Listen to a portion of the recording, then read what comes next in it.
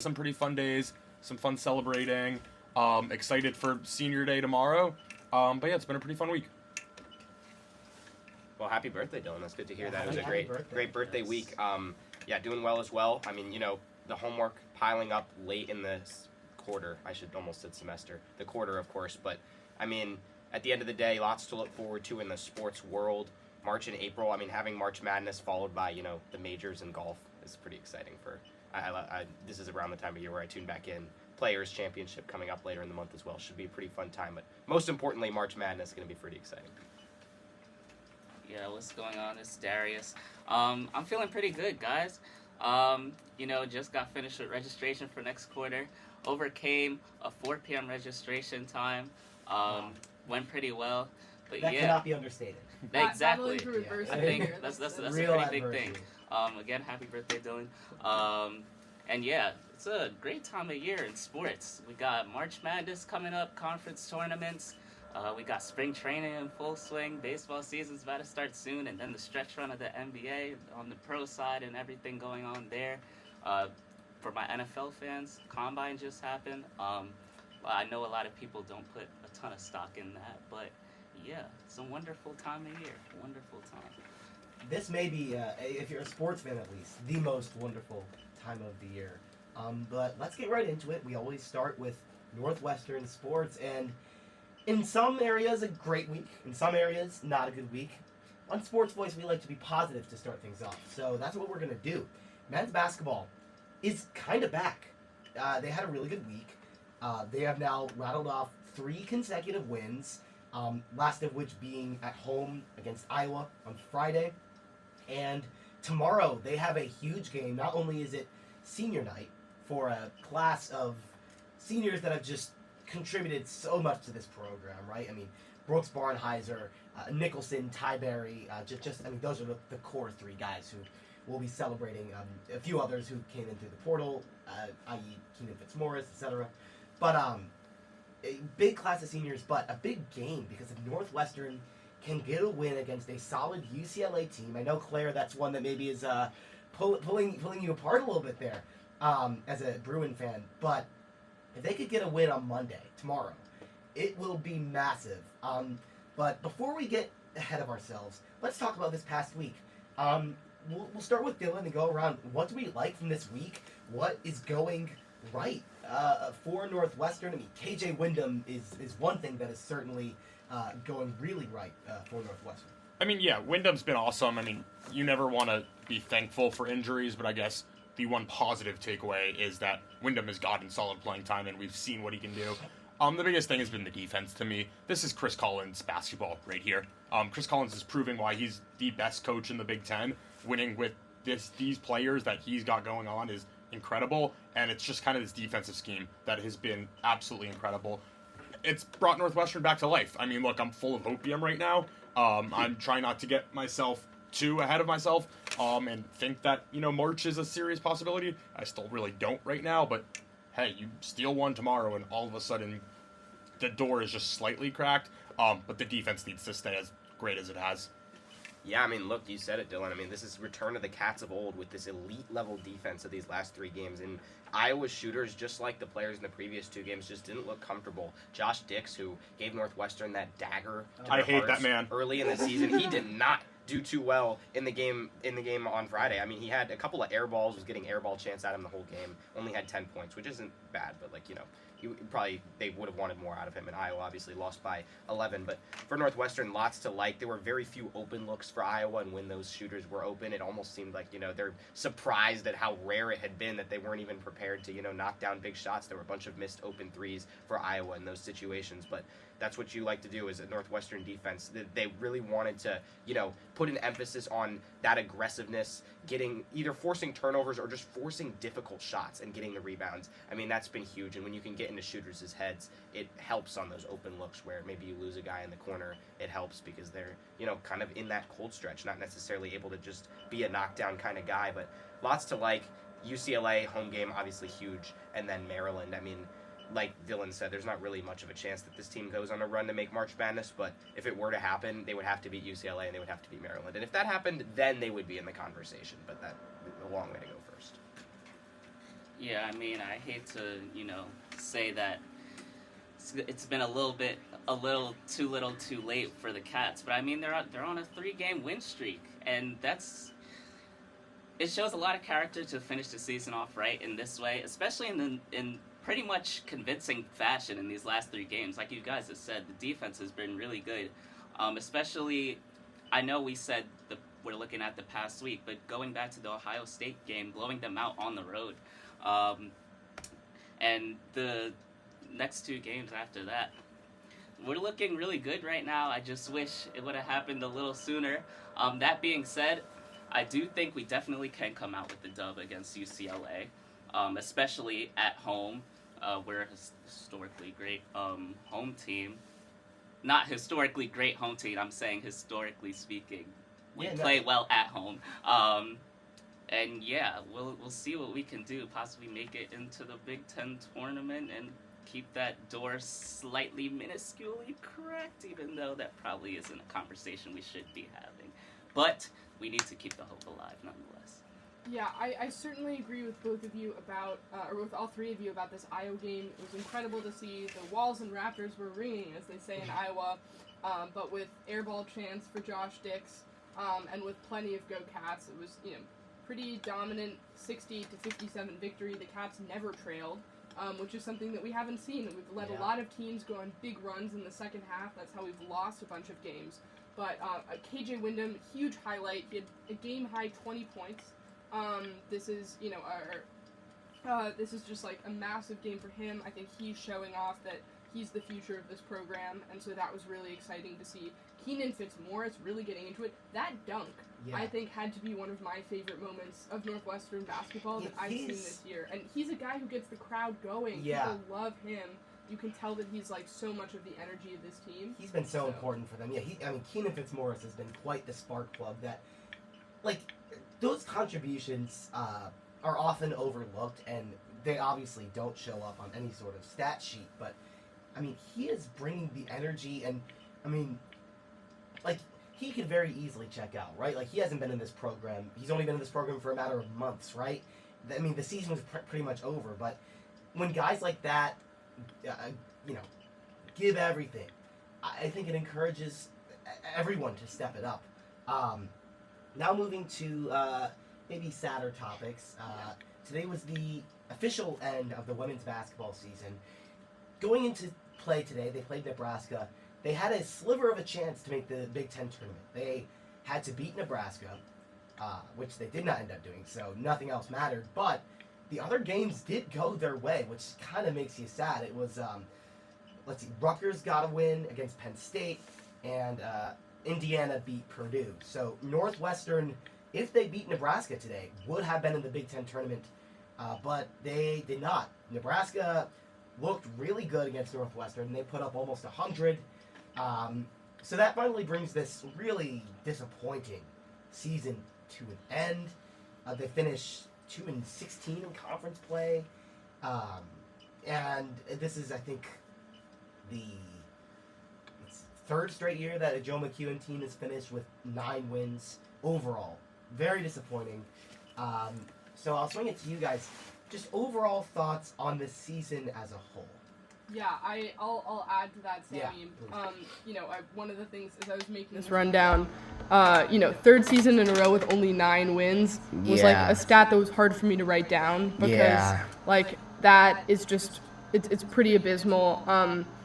This game especially just kind of felt like a nail in the coffin of morale for Northwestern women's basketball, especially, coming out of the Veronica Burden era, a time when people were really excited about the Cats and what they could accomplish in, one of America's fastest growing sports, maybe next to pickleball, was incredible to see. This is the worst season finale I've seen since How I Met Your Mother, the series finale. It was just a pretty disastrous game, and so I think what I'm specifically curious about is, what are everyone's sort of final thoughts on the season, on kind of the past 3 years of Northwestern basketball, and what needs to happen going into the future?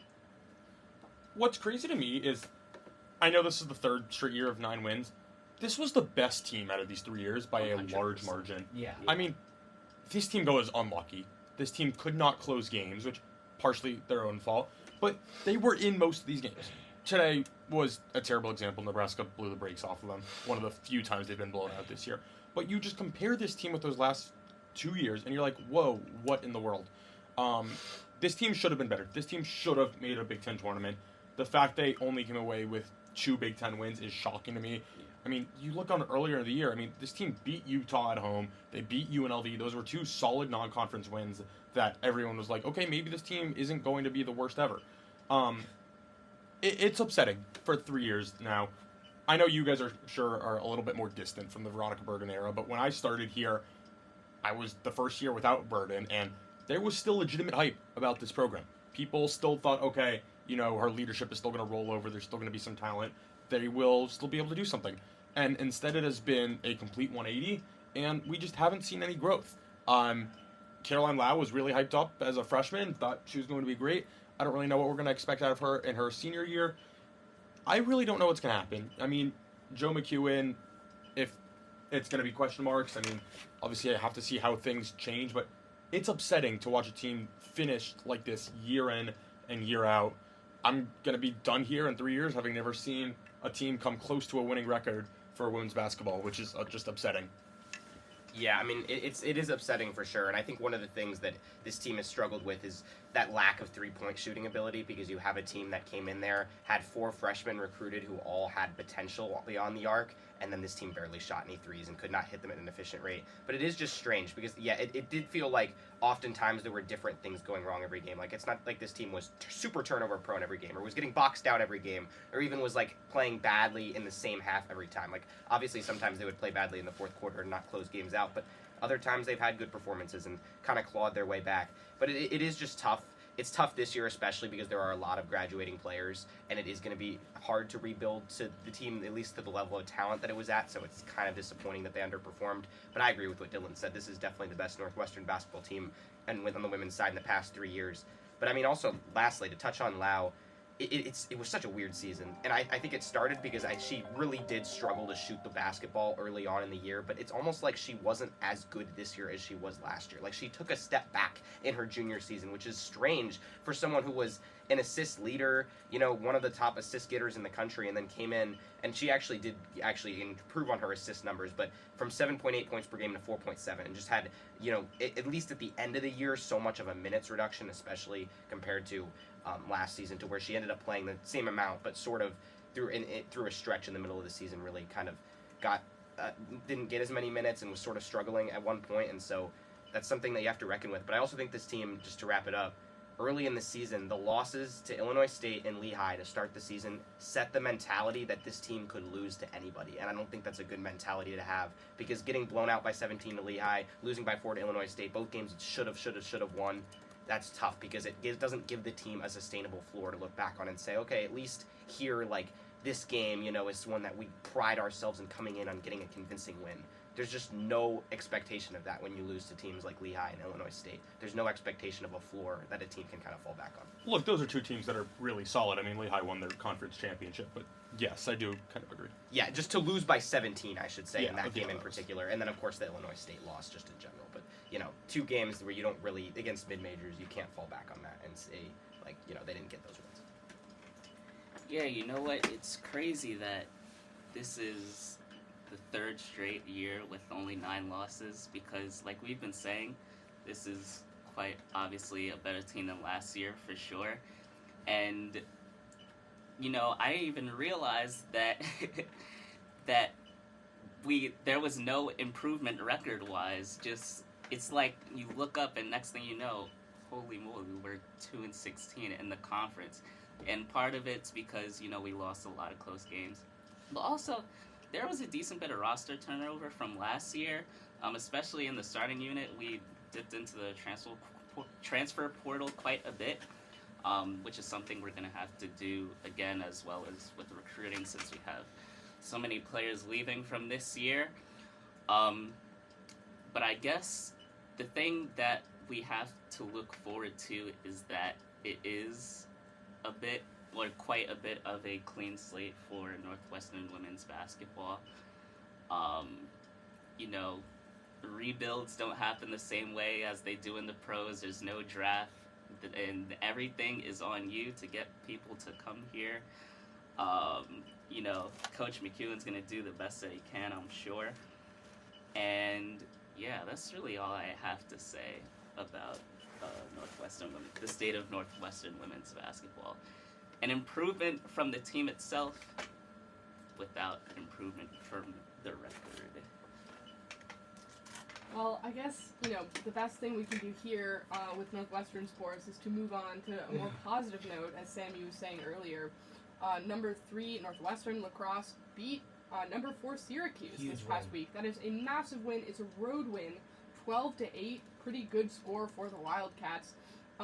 This is, showing that Northwestern can beat a top 5 team on the road. I think after that Boston College loss, that, to me, BC is undeniably the best lacrosse team in the country, but there were still some questions of, is this a roster that's going to be able to pull things together? With so many transfers, you've got Nikki Miles, you've got Riley Campbell coming in, but, can the two of them and Maddie Taylor replace Erin Kuykendall and Izzy Skane? I think there were so many questions. We're still not totally sure about the answers, but what we do know now is that this is a team that is competitive with the best of the best, even when they are far from their friendly crowd in Evanston, Illinois. I think the big, secret sauce here, not so secret sauce, is draw controls. Sam Smith with 10 draw controls. We beat Syracuse 17-6 in the draw circle. She was by far, the most dominant factor in that aspect of the game. And also an early run. The Cats went up 4-0 in the first quarter. That ended up being their lead. They went kind of toe-to-toe with Syracuse for the rest of the game. But, Hughes couldn't pick up and overcome that lead. So I guess, I've talked a little bit about what went right for the team, but, what are all of you liking? Of these transfers, I think Riley Campbell is kind of a favorite for me, but what are you looking at specifically, and what do we see for the rest of the season? Yeah, I can go. This was a huge win. First Northwestern win at Syracuse since 2012, I believe it was, which is massive. Northwestern and Syracuse is kind of a storied rivalry. It's two top lacrosse programs just constantly going at it. Last year's opening day win was a close one. 2 years ago, Syracuse knocked Northwestern off by 1 goal on opening day. So these teams kind of always go at it. Sam Smith was incredible, and you mentioned it with those draw controls, and I believe the broadcast showed a stat late in the fourth quarter that said Northwestern had won 12 straight draw controls. That's how you put a game away. Just dominate possession like that, and Northwestern really did that. Delaney Schweitzer with a huge win in her return to Syracuse. That was kind of great to see. This team is interesting, though, because for as great as they played, there were also massive just cold streaks during that game. I mean, they went over roughly 15 minutes, I believe, throughout the second and third quarter without scoring a goal, and that's just not something you can have. The offense is streaky, and it's a really interesting situation, and I think the biggest thing is you don't have a premier setup person like Erin Kuykendall anymore. The passing is just not as crisp this season, and it's something that was an issue in the Boston College game. It was an issue at points of the Syracuse game. Nikki Miles has been great with some of the assists, but there's just not someone like Kuykendall that's really setting plays up. You're missing that Izzy Skane presence to really open up the field as much. Taylor does great scoring, but a lot of her scoring is coming closer to the net, which, I mean, it's drawing defenders a little bit closer in, so it's preventing a few cuts and just different play style than they have in the past. I trust that they'll be able to blend together and kind of mesh together better as the season goes on. There's a massive game coming up against UNC later in March. I think it's like March 27th. That'll be the real test, I think, for this Northwestern team is you see how far into the season can they mesh well together. A game here in Evanston should be a good test for them. I'm still really excited about this team. They should be a Final Four team. Boston College looks incredible. So does UNC. It honestly would not shock me to see UNC, Boston College, and Northwestern all playing at Gillette Stadium for the Final Four. Yeah, I mean, you said it. There's a lot to be optimistic about, but also, that offensive streakiness is something of a concern. I will say someone like Maddie Taylor has really been an awesome passer, in my opinion, this season as well. But obviously, she's not the setup person. You can't have the leading goal scorer pass it to herself. Like, obviously, she's going to do all she can scoring scoring goals. But at the same time, having someone who like Kuykendall, who was the assist leader in the Big Ten last year, that's obviously huge. But I will say it was encouraging that Northwestern went on the road and got off to such a good start without Maddie Taylor even scoring a goal. They went up 5-0 off goals from 5 different players. Taylor didn't even have one of them. She had 1 assist, but it was Nikki Miles, Hannah Rudolph, Abby Lacasio, Alexis Ventresca, and Sam Smith, who was absolutely fantastic. Smith is someone, I mean, she's just as good as it gets in the draw control circle, because against Boston College too, she was doing this against Abby Harrod, who's one of the best in the circle in the entire country, and she was dominating in that same game. And so to have a streak like you mentioned earlier of having those 12 straight draw controls and then just dominating against the best of the best, I mean, she's just on another level, and that really helps Northwestern, because I think one of the things they may struggle with is something like being efficient on those possessions when they're in sort of these scoring droughts, having these efficient possessions and getting good shots on goal. Something like winning draw controls consistently against the top teams in the country will help mitigate some of that slight lack of efficiency. There's nothing that I could possibly say in terms of adding insight that you guys already said about this Northwestern lacrosse team. So I'ma just say that I agree with everything that y'all said, and yeah. Yeah, I mean, that's a huge win for Northwestern, because this is a year with a lot of questions for them, and they lost to Boston College, so getting another top-ranked win like they did against Syracuse with that opportunity was huge. In the interest of time, we're just going to get your collective thoughts on Diamond Sports in one kind of segment here. Just to sum things up really quickly, softball, they got some wins this weekend, most notably of which today against Louisville, a 5-1 win. That was big. They also beat Longwood twice. Shout out to my grandmother who went to Longwood and was the first person from that university to graduate with a master's degree there. So shout out Louise Morris, the GOAT. And so they beat Longwood twice, and they lost to Central Michigan, a really tough one. And baseball, despite a really nice start to the season, they go to Duke, and despite they were in the lead a few times, had some even in the middle innings, but they could not get the job done, and then they were blown out, I think, today. So a sweep for Duke. So that's kind of the sum up. I just want to get everyone's thoughts on the trajectories of both these teams, nice and quick. Oh no, disaster. I'm really down on both these teams. Softball is the most upsetting to me. Mm-hmm. The fact the offense can't perform at all is shocking, I will tell you. They did not lose that many pieces from last year. I mean, you lost Angela Zidak and Hannah Katie, and you brought in someone like Kaylee Avasado that should have hopefully been replacing it, and I just don't know. I mean, Kansas Robinson and Kelsey Nader have both taken step backs. It's bad. The offense can't do anything. That loss to Central Michigan is one of the worst. It's going to haunt them.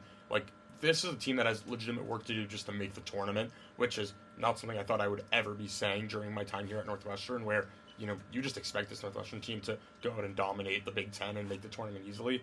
I'm shocked. I'm really worried about the offense. Something needs to start turning around soon. Lauren Boyd has been incredible. They're lacking really a great number 2 option behind her, but she's really filling the role that, was left behind by Ashley Miller and Danielle Williams. So we'll see if Lauren Boyd can keep this up. She might have to pitch, 85% of the games remaining and 85% of the innings. It's just going to have to be that type of thing because the offense isn't performing. Baseball, yikes. Yeah, I was hyped about them, and then they just got swept by Duke. And let me tell you, Duke is the most Mickey Mouse ranked team ever. They are not a legitimate good baseball team. They are ranked 17th right now. They will finish bottom half of the ACC is my bold prediction. I don't think they're a good baseball team. Garrett Shearer, I don't know what's up with him. He didn't pitch this weekend. I'm not sure either. Yeah. That could be a sign of concern for Northwestern. Exactly. And I mean, I think an issue is this team has 4 good pitchers, and even then, I'm not sure if I can call Crawford Wade a good pitcher yet. He's been inconsistent. So we'll see what we get. But you have Wade, you have Shearer, you have Labaki, and who pitched Saturday for us? Why am I blanking on his name right now? Kauser? Kauser, yes. Kauser's awesome. But the issue is there's no one besides those guys. So I'm worried about the pitching. The offense is fine, I think. I think the offense will be solid. Lausch looks okay. I can't really get a great read on him yet. But he puts balls in plays and gets hit. Markinson has taken a bit of a step back, which is also upsetting. But I expect him to bounce back. The offense should be fine. You need to find more pitching because you can't survive on 3 starters and 1 pitcher who they were essentially expecting him to get a 4-inning save on Saturday, and that's not going to work well. Yeah, I mean, the pitching is a concern. Obviously, they need Shearer back, and Crawford Wade, like you said, isn't consistent. He showed a lot of upside, but also, needs to kind of be consistent throughout the season to really keep that up. But yeah, it is weird how these teams seem to sort of converge, at least early in the season, and then, of course, you saw baseball, get swept by Duke. But, I mean, at the end of the day, softball had a bunch of early ranked losses to where it wasn't as huge of a concern, and now lately they've really been reeling, which is something that's tough. Like you said, Dylan, I mean, the Central Michigan loss is just brutal, and not a spot where we expected softball to be, considering the talent that's on the roster. And then, yeah, I mean, for baseball, it really hurt this team losing 5-6 in that second game of the Duke series, because you got blown out in game one, barely lose a heartbreaker in game two, and then that just felt like they came out flat in the first inning. I mean, 7 runs allowed, pitching just wasn't there, and they couldn't come back because, just that's all it takes sometimes is for losing that second game just failed to switch the momentum for them, and I think that was the key in the series. So, Duke, a ranked team, obviously not an embarrassing loss, but maybe one where they would have hoped to sneak out at least one game in the series for sure. Yeah, so as far as baseball goes, even going into the season, I would say the pitching, I feel like we knew was going to be the biggest issue for that team. We lost a ton of innings pitched from last year, so they're obviously still figuring that out, so that issue hasn't been very surprising to me. It's tough to lose that Duke game, like you were saying. As far as softball goes, this is going to sound kind of weird, but I want to say at least it is the offense that's struggling and not the pitching. What do I mean by that? Softball is a sport. Softball and baseball are sports where, as we know, you are less successful more often than you are successful, even the best players. So, while it probably is a bit of a stretch to just chalk it up to a team-wide slump, I would say since the pitching's been doing really well, I feel like that's something that will more readily maintain consistency and that we can kind of bank on for now. And I feel like the hitting is something that we can more readily hope to improve. I feel like it's not totally implausible for the offense to improve, especially when we look at the stats right now, and Kansas Robinson is having a pretty bad year right now. Emma Ray, who didn't have the best average last year, great defensive catcher still. Even she leads the team in runs driven in. So I feel like we can find quite a few, I don't want to say aberrations or anomalies, but I don't feel like this is the offense that we're going to be looking at for the rest of the season, especially with Kaylee Avasado performing really well right now so far as a true freshman. So I definitely do see an avenue for this team to certainly turn the season around, for sure. Whether that will happen or not is a different question, but I think it's possible. No, I certainly agree with that. Moving on to our game segment, we got to be pretty quick with this in the interest of time because we did have to start late tonight due to some scheduling changes. But we're going to go right into Pick'em, and we're going to start with a Pick'em I'm calling Soundcheck. Before every broadcast, many of you who are listening to SportsVoice right now might frequently tune into our broadcast of games on WNUR. But before you listen, there is a WNUR station member listening to the two broadcasters talking. They'll talk a bit. They'll do a peak call where they sort of speak in their loudest voice, and it's sort of a way that we can test our audio, make sure that all the mics are working, and that the levels are good. And these are usually really kind of, like those peak calls especially are just sort of standard, amazing plays where you would traditionally get super loud, and so we like to use them for peak calls. But for this Pick'em, we want each of you to do a fake call, as if you're doing a sound check for the sport of your choosing, but we want you to make it really crazy and silly. It doesn't have to be a peak call. We're not looking for peaks. We're looking for the funniest thing you can imagine happening in a game. It doesn't have to be a Northwestern game. You can be calling any game. And we want to see not just how funny or creative it is, but also how well you do the call and describe what's going on to listeners. So I guess this time we can start with Darius and go around toward me. All right. So, Wait, I'm sorry. Let's switch it. Can we go back to the normal order? I'm Yeah, starting to get in a little bit of stage fright. I'm sorry, y'all. Well, I wanted to spread the wealth a little bit. We can start with Dylan. I know he's excited for this. Does Calvin want to go first? Up to you. You can go first. Okay, I can go first. This is not Northwestern related. This is going to be a hockey one. I'm going to shout out Bill Foley and Dale Talon for this one. One of the greatest broadcasting calls of all time, in my opinion. We will stay within the FAA guidelines, I believe, on this. It's a great call. The FAA is the Federal Aviation. Not Administration. FAA. What's the radio thing? It's the FCC. Yeah. I was thinking about We airplanes will be today. sticking with the FAA guidelines. We're not going to break FAA guidelines during this Yes. entirely seated. Unless anyone wants broadcast to fly a of plane. SportsVoice. I was thinking about airplanes Yeah, earlier. That's yeah. why. Anyways, we're making this Panthers related, so yeah. Okay. Barkov with the puck across center ice, crosses the near boards, crosses blue line, kicks it out. Seth Jones with a slap shot, score! Deflected in off of Barkov's knee. Oh my goodness! Hold up, we're getting a replay look here. Checking. Okay, I apologize, folks. I said it went off of Barkov's knee. I apologize. More like his weenie. That was basically the call from Bill Foley and Dale Talon. It's just one of my favorites, and I really wanted to say it. They went silent on air for like 2 minutes after they said that, and yeah. That's there all. we go. Okay. Can Calvin top Dylan. I don't know if I can top that one. We'll see. We're going to go into Northwestern basketball here. So picture yourself tie game. Actually, I'll just go into it. Tie game in the second half. Northwestern trying to get some momentum. Wyndham, top of the key, looking for a pass. Throws it low block, Martinelli. Martinelli looking to spin. Puts up a reverse layup. He finds it!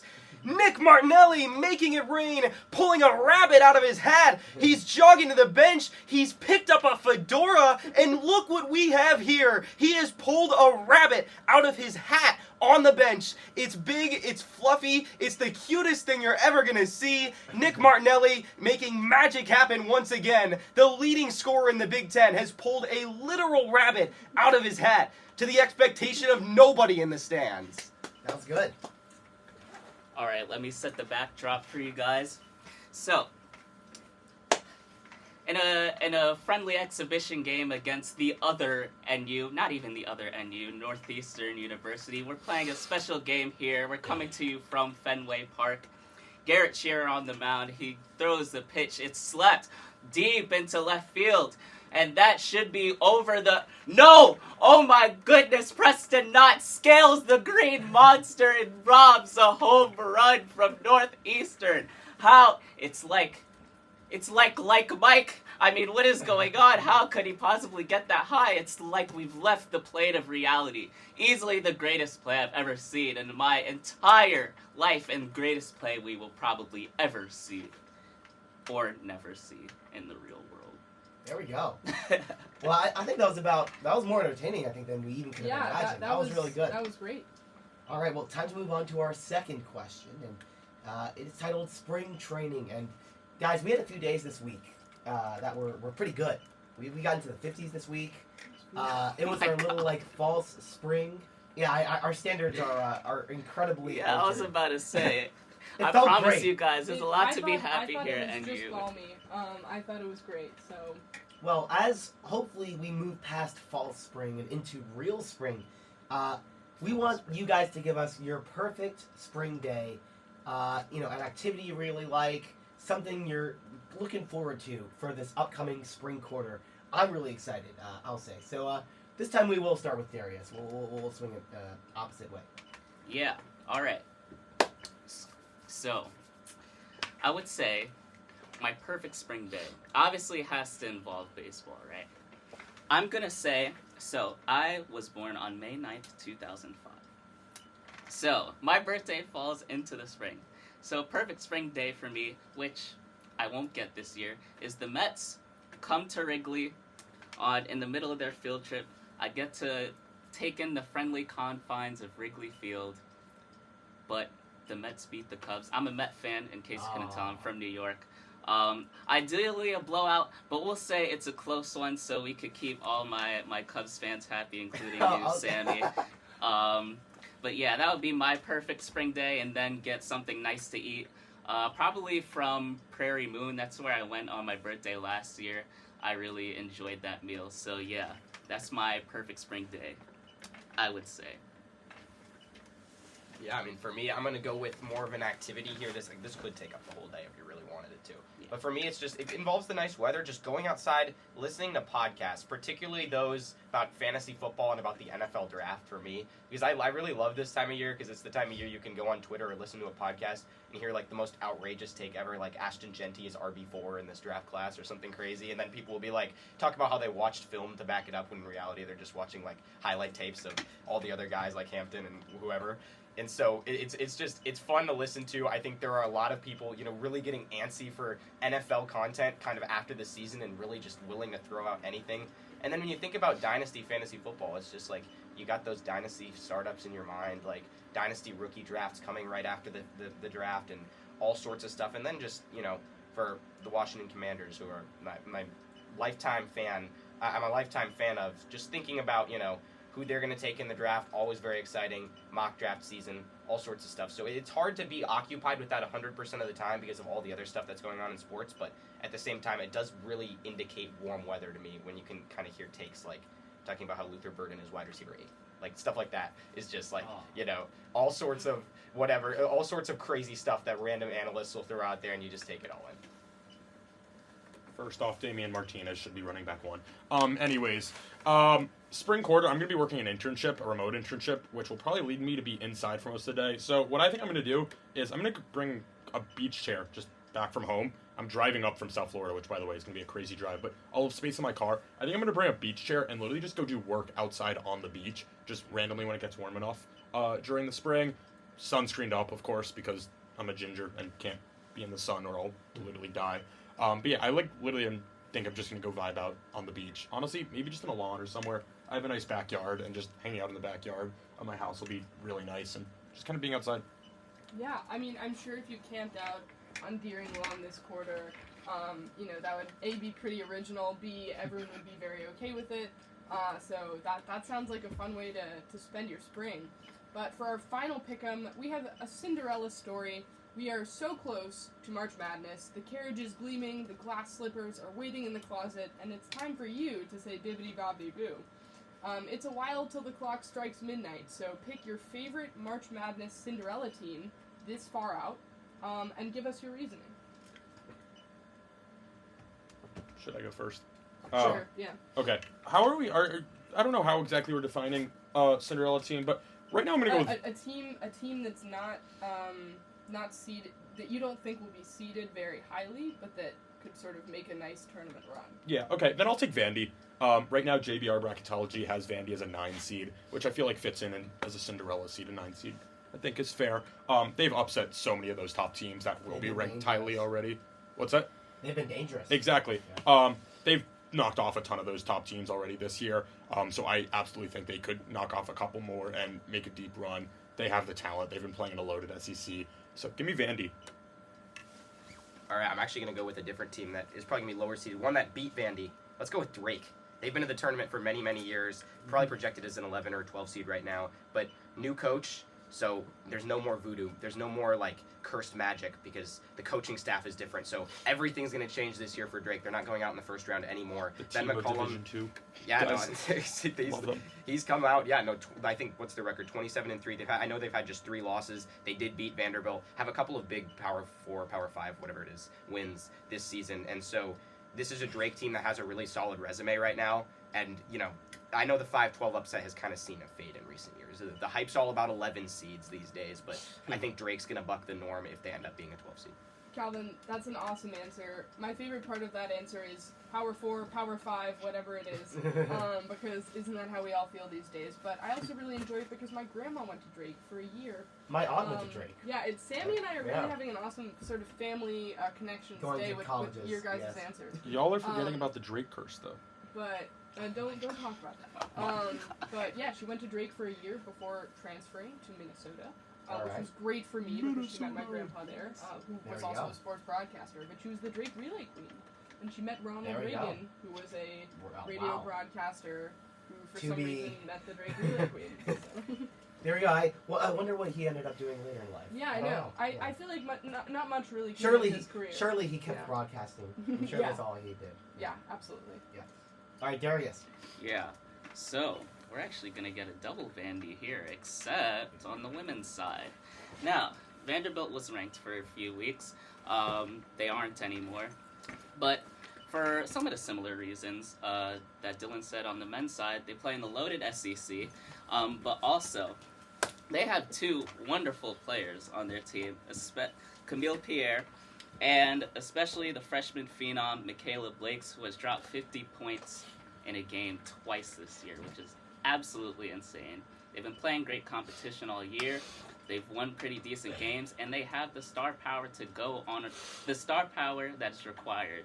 Well, not necessarily required, but in their case, required to go on a pretty decent run on the women's bracket, which could be harder to do than the men's. I will admit that. So that's why I chose them specifically. Michaela Blakes can go off at any time. Give me Vandy as my official Cinderella. Bippity boppity boo. All right. Well, those were some great answers. Sometimes we wait to decide the pick'em winners until the very end of the episode. I think, in the interest of time, we can go through the pick'em winners now. We'll start with sound check. I guess I'll decide this one. Sure. Since I read it. So our three sort of fake calls. Dylan, I'm gonna have to disqualify because Dylan didn't do a fake call. He replicated a real call. No, but I changed the names of who it was and the situation. I don't think that counts. I think we were looking for a completely fake call as opposed to a redone real call, as hilarious as this was. So I'm going to have to make it between Calvin and Darius, and I'm gonna go with Calvin. I think the pulling a rabbit out of Nick Martinelli's hat is just too random. It's hilarious. Never would think it would happen. Somehow it kind of fits his vibe as like a thing that he could do in like some sort of crazy alternate universe. I like that it sort of started off normal and went crazy, and then it's at sort of a Northwestern setting. And it was a really good call. You did a good job. You sold it, I believe. Yeah. It, so. No, I could really see the rabbit out of his hat. Second one, Darius, you almost had me, but you made a mistake, my friend, and that was you had the Cubs lose. And if what? The Cubs are what? If the Cubs are losing, I can't in good conscience pick that wasn't even part of the sound check though.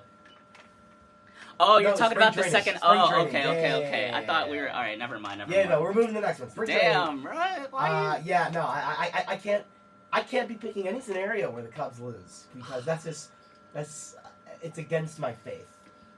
So look, I'm gonna go with Calvin again. I thought that I never really heard of like I'm not a big podcast guy per se, so I think that's kind of unique. Like I don't really associate podcasts with spring, but now that you mention it, it's like it is kind of interesting. Like it is this like period of like NFL content, especially where like people are really like kind of grasping at straws to like find something to talk about. So yeah, that was unique. It was interesting.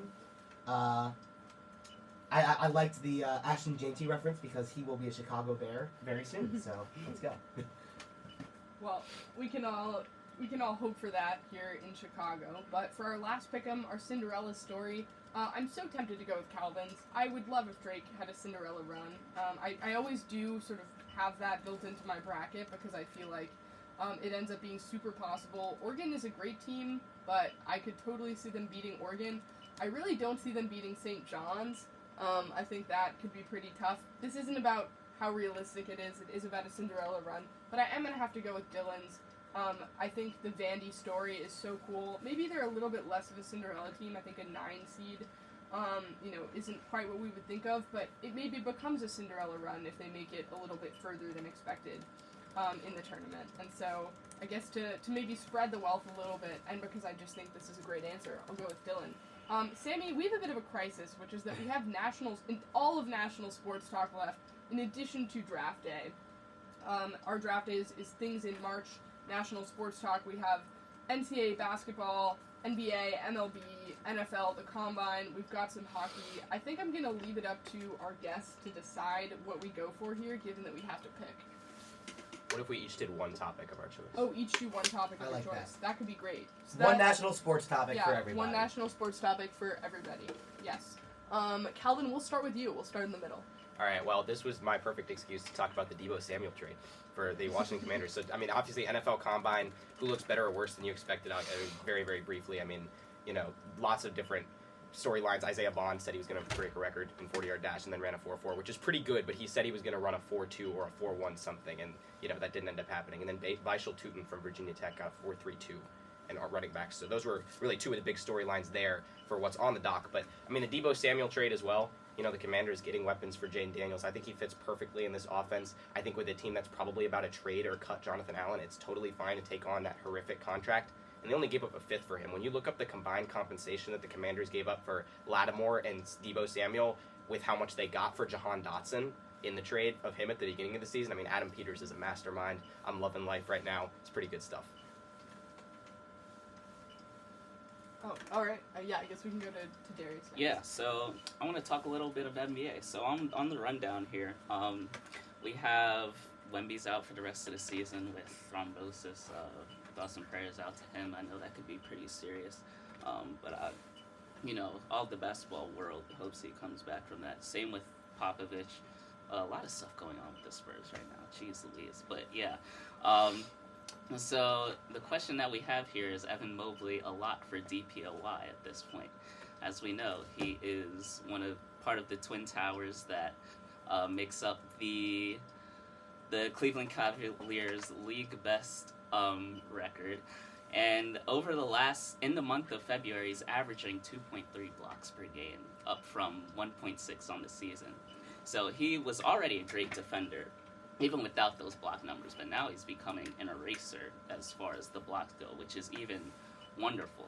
Now, that being said, the voters probably would pick him for DPOY, considering the Cavs are the best team in the league, but I will say I would not put him particularly as a lock, because Dyson Daniels, the Great Barrier Thief, that's what they call him, out of Australia, he's playing in Atlanta. Wonderful defender. I don't watch a ton of Hawks basketball, but I love to see Dyson Daniels play, especially on defense. He just has such a high IQ, uses his hands a ton, averages 3 steals a game. Like, do you guys realize how crazy that is? I mean, sure, it's been done before, but not anywhere recently. So if I had a vote, I think I would still slightly give Mobley the edge, but it's definitely not a lock for sure. And also on the subject of the Cavs, we have best deadline deal that isn't Luka to the Lakers, obviously. DeAndre Hunter to the Cavs. Ever since he got, they've been playing amazing the whole season, obviously, but since he got there, they've seemed to reach a whole nother level. And that's even with him coming off the bench, which he has all season. He is a starting caliber player, but that's what's working for them. A ton of bench depth with him and Ty Jerome, who seems to put up crazy efficiency numbers, only playing 21, 22 minutes per game right now. But yes, I would say DeAndre Hunter is probably the best deadline deal off the top of my head besides Luka Doncic to the Lakers. I don't know what the Hawks are doing with that, honestly. They don't even own their first-round pick this year.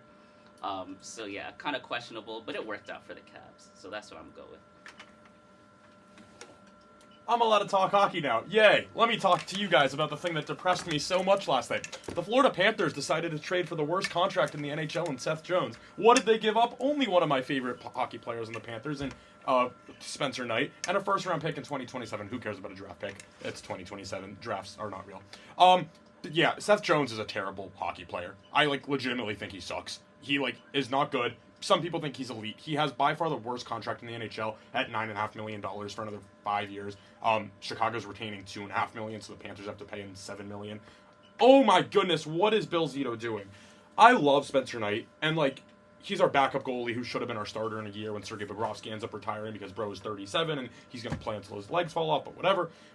Seth Jones is overrated. Now, They are just, what are they doing? Oh my goodness.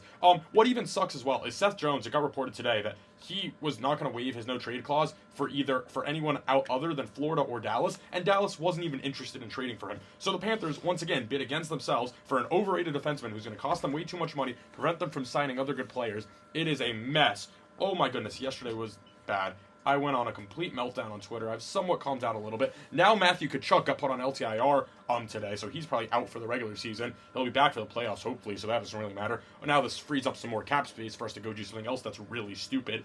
We'll probably go trade for like Mikko Rantanen or something. That would actually be really fun. Mikko Rantanen on the Panthers would be awesome. You mix him with Barkov, and the two Finns are going insane. Stanley Cup champions 2 years in a row for the Florida Panthers, probably. Why do I have to watch Seth Jones play hockey for my favorite team? Oh my goodness, I'm going to the game Thursday night in Florida because I'm going home crazy early for spring break. But like, I have to watch Seth Jones play on the Panthers? Holy crap. At least now I can go watch Spencer Knight play in Chicago like when I'm here. But like, this sucks. I love Spencer Knight. Bro was an inspiration. Like, 3 years ago, he checked himself into the NHL rehabilitation program and then came out of it. Because hockey culture is terrible, by the way, so the fact that he checked himself into it on his own, like, massive inspiration. Then he came out of it a better person, has been awesome at hockey. I love Spencer Knight. Oh my goodness. Knighter, I love him. That trade made me sad. That's all. Well, thank you so much to all three of you for those exceptionally cohesive, easy to follow, and disciplined answers. This has been an awesome night of Sports Voice, Sammy. As we draw, kind of toward the end of winter quarter and the end of our time as hosts, I feel like each one is just more and more fun for me. So thank you so much to Darius, Calvin, and Dylan for joining us here tonight in the OACR. We've got, an exciting week, as we've said, UCLA coming into Evanston. That's sort of my dad's team, my hometown team. Super Bowl. Sammy said it might be tearing me apart. I'm not torn at all. Go Cats. Good. Okay. They are my team. So next week we'll be recapping that. Yep. An exciting week of men's basketball. We'll have more lacrosse, diamond sports, other Northwestern sports. We'll get deeper maybe into some national sports. We'll talk about the NBA in this home stretch. We'll talk about baseball. So yeah, join us back here at 8 Central with WNUR Sports next week for our next episode.